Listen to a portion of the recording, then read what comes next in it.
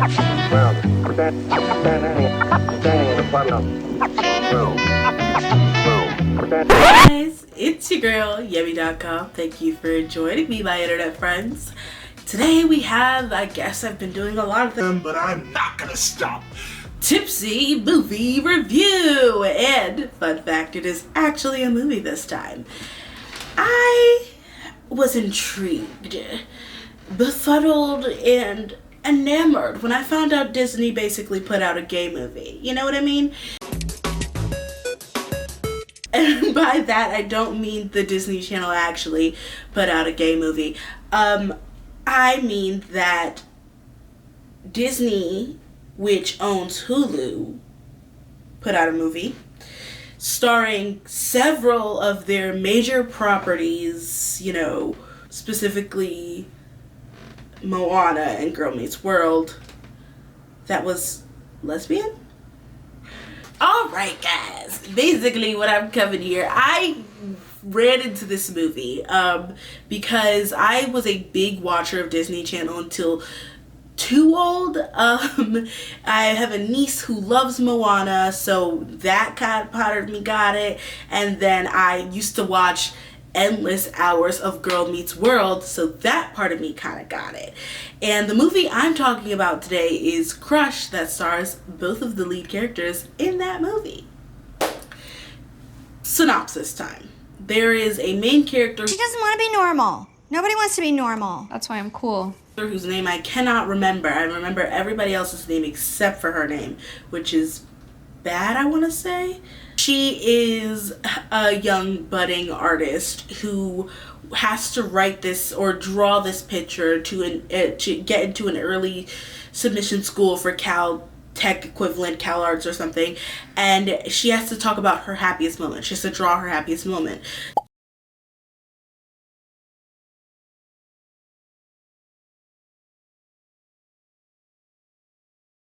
I think that you can't draw for shit, and I think that they're actually talented. No, you're. I can't. I think. I think you can't draw for shit. I don't even know her name. I totally forgot her name. You're really good.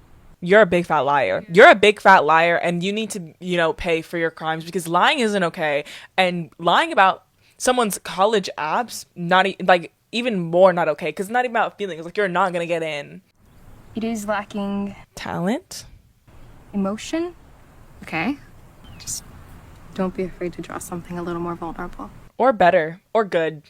Don't be afraid to draw something good. Maybe.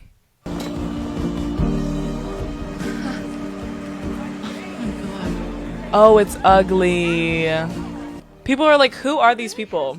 Who are these people? Oh my god, why do they all look scary? Oh, you haven't slept in 24 hours and it looks like that? Oh god. Oh my god, that's so bad. Grand gestures and it's ugly. Aw, she's ugly. She's struggling to figure out what her happiest moment is, what to actually draw, and how to portray that properly. All while going through the end fields of high school, maybe like junior year, almost senior year of high school, all while going through that, joining the track team to attract her crush, I'm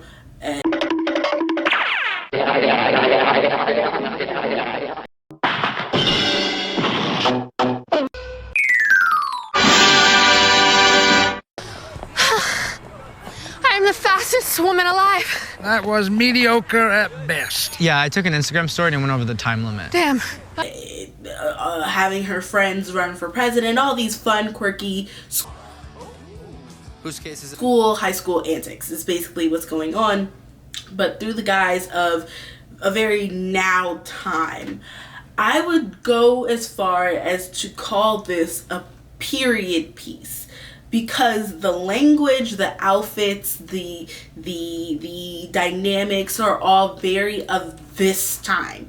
If we were to travel 20 years back or 20 years forward, this movie wouldn't make sense, or it would be like seen as a snap photo moment in history, because the lingo, the outfits, the everything, the connections between the characters, all of it seems very much based off of the internet culture that we have all just become. We, in the words of Jordan Fisher, have a personality that is just the internet.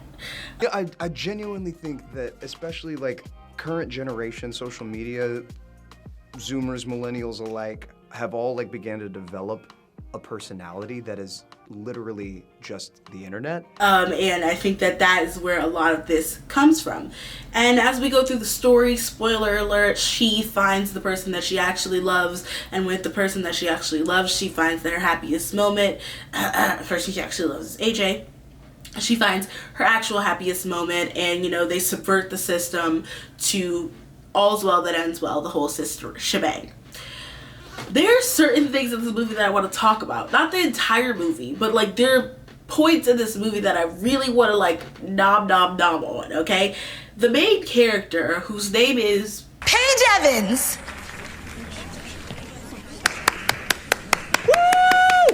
You look like a serial killer. Change your eyes.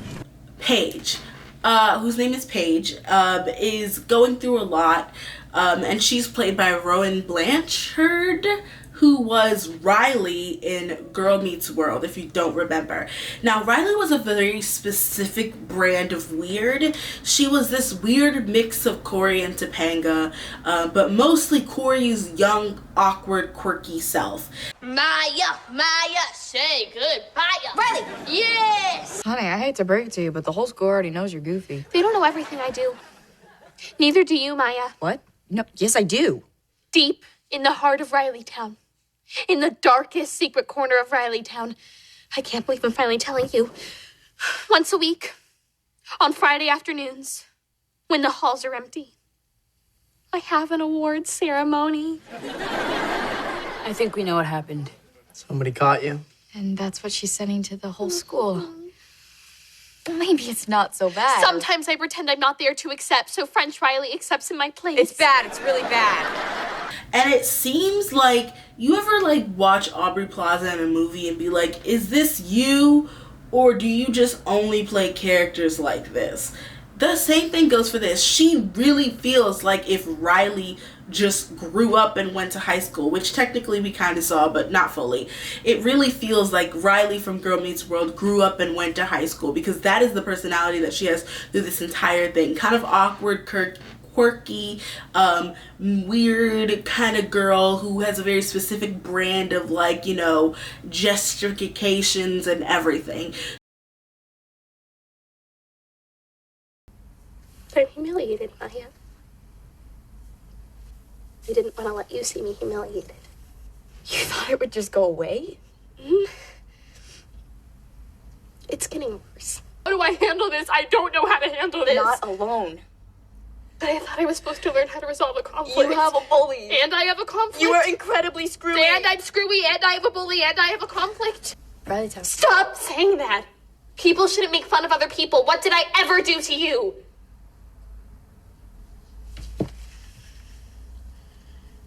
You exist. You exist, and you're weird, and you get in the way of where I'm looking, so stop being weird, and stop being happy. Nobody should be as happy as you.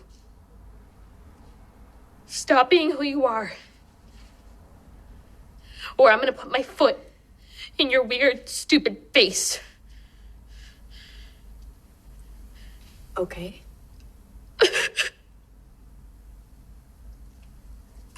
I'm fine. I'm not. How long? A few weeks. This has been going on a few weeks. So it really does feel like that, which warmed my cockled heart. So my cold, dead heart warmed it all up. So I loved seeing that. There was also an exorbitant amount of ponytails in this movie. Roll the montage of ponytails. Got a ponytail. I got a ponytail. I got a ponytail. I got a ponytail. I got a ponytail. I got a ponytail. I put it on. I take it off. I got a ponytail.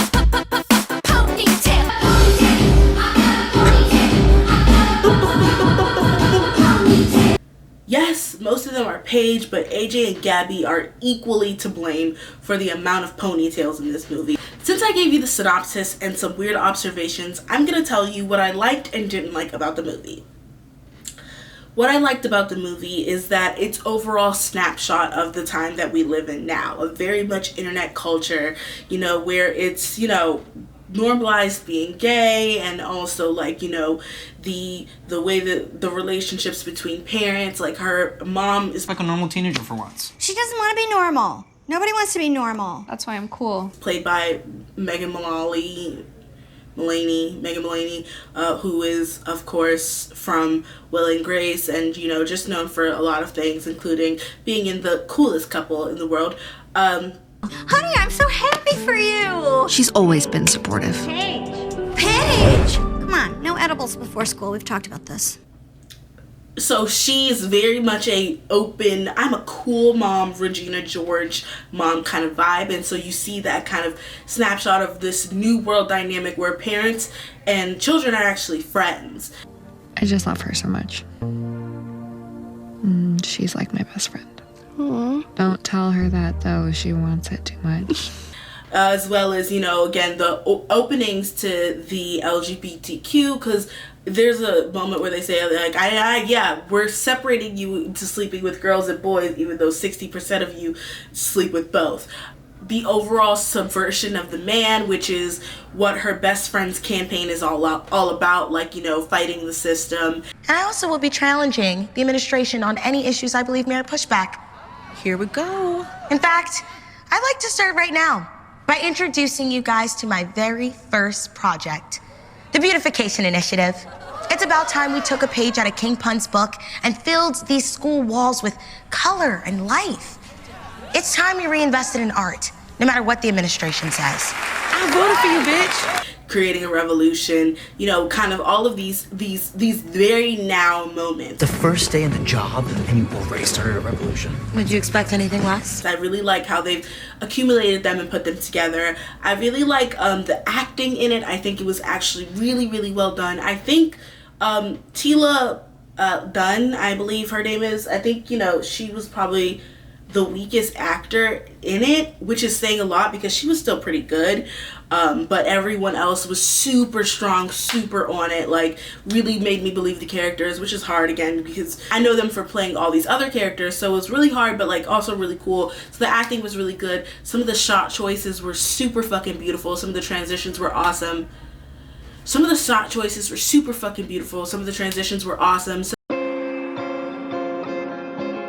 That was fucking awesome. Wait a minute. Transitions. Okay, this show has got incredible transitions. That was actually amazing.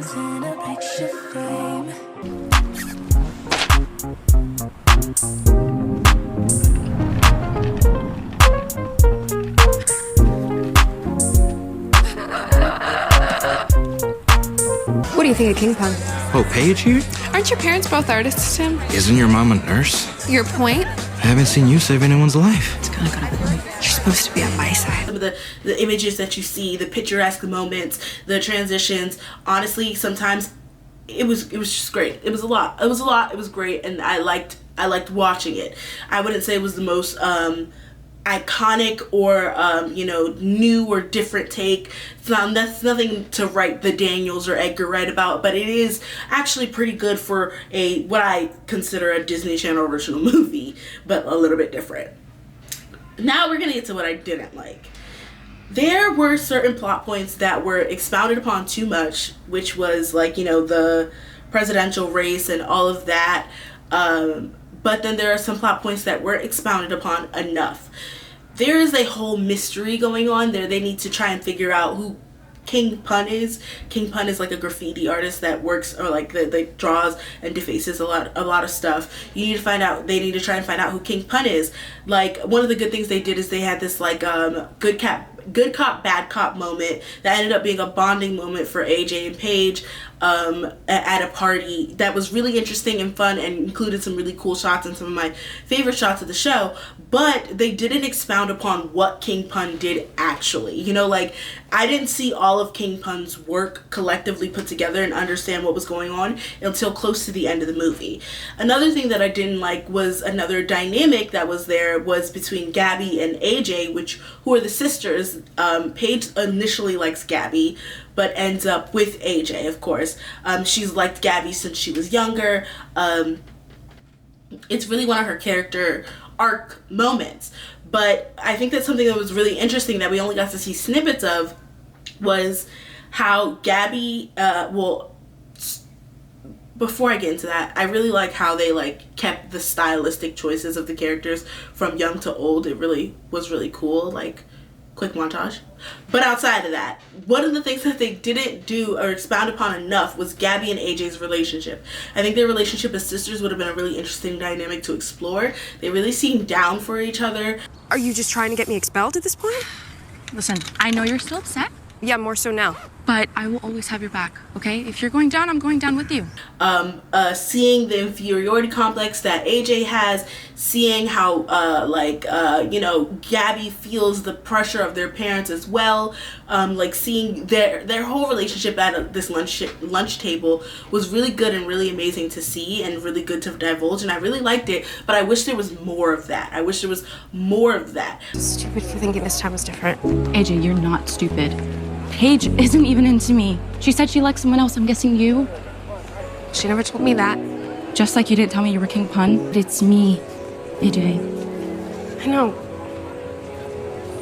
But everything I do is always overshadowed by you, Gabs. I needed something that was mine. How am I supposed to help you if you don't tell me anything? Help me with what? Mom and Dad? They're hard on me too, you know? Also, another thing I didn't like, it really felt like Hot Cheetos was being forced down my throat. I did not want Hot Cheetos after watching this, and I still don't want Hot Cheetos. Leave me alone, Hot Cheetos. It feels like you're stalking me throughout this entire movie. And the last thing that I kind of didn't like, but also kind of did like, was some of the caricatures that they played in the other characters, like the roster scene where you like go through people really quickly to get to know your backup cast like pretty quickly, and I loved the way that they did that, you know, with the other gays or people that were like Aya and the horse girl and everything. But I think that we spent a lot more time with one particular, I think her name was Claire or something, the witch one, which had a fun callback, which I liked at the end. What about Chantal? I mean, she's like a cool Wiccan lesbian. Hell no. She's tried to put a love spell on me at least 6 times. If I'm gonna date a witch, she has to be a talented one. Okay, I wasn't gonna get all Salem witch trials and point fingers here, but I know that she put a curse on me. I mean, she did steal some of my hair back in freshman year, so I believe it. Kind of dabble in everything. Illustrator, oil paints, menstrual blood. I was sitting here the whole time. Did you not notice? No. Why are you smiling? What are you talking about? I know you took some of my hair. I know that you're in love with me. Whoa, okay. Don't flatter yourself. You're not my type. 2, of course I took your hair. How else is a love spell supposed to work? I'm exhausted. You're welcome. But we didn't spend enough time with the other people that we were supposed to like know and get to know. Also, the relationship between her mom and the gym teacher that sort of developed was really weird, and I didn't like it. However, I have to rate this a drink because that's what we do here on this channel. I kind of liked the movie. It was really fun. I would like to give it a spiked milkshake because it felt like a little bit like a DCOM original, like my childhood DCOM original, but like spicy. So like, you know, a spiked milkshake is what I would go for and what I would like to give it out to the world. I'm yummy.com, guys. Thank you for joining me. Stay tuned, my internet friends.